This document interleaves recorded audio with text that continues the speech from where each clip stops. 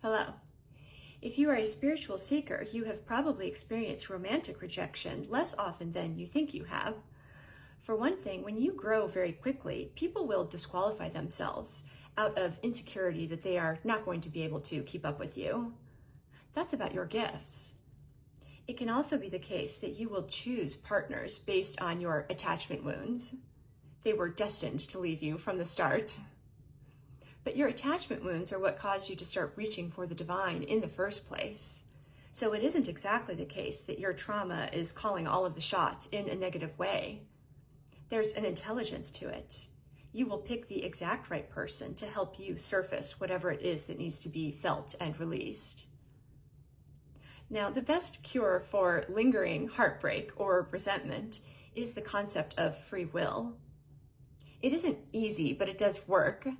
It's valuing that other person's freedom of choice above whatever it is that the ego wants. This is what it means to take a stance of integrity.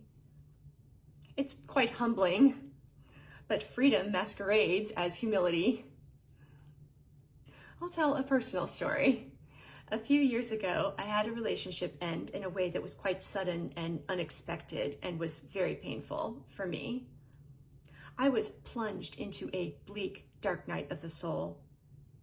I had had depressions before, but this was nothing like that. It was a total dissolution of meaning. I was in a free fall, as if someone had shoved me over the edge of a cliff.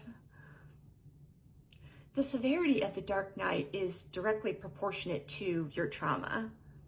That's a good thing to know, so that you don't feel crazy.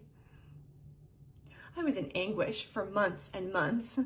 It was unrelenting. I was also working at a job at the time with someone who was pathologically terrible to me while I was in that vulnerable state. Then I got COVID and developed this neurological condition that causes my eyes to close all the time, leading to a fair amount of functional blindness. In other words, I came into sharp confrontation with suffering.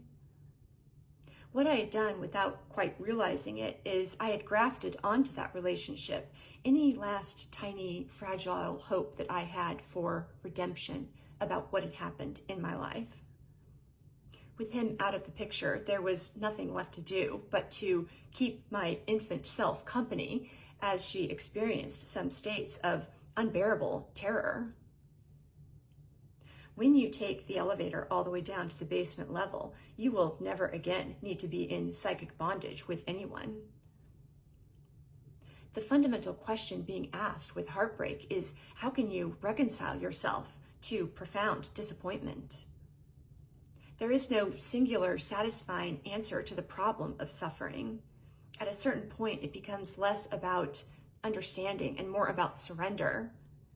Can you just accept being a dirty human with this problematic body and emotions and still choose it? Spirituality is not about transcending out of this human experience. It's about descending more fully into it. Your lovers are your passport stampers as you travel deeper and deeper into the territory of your own precious heart.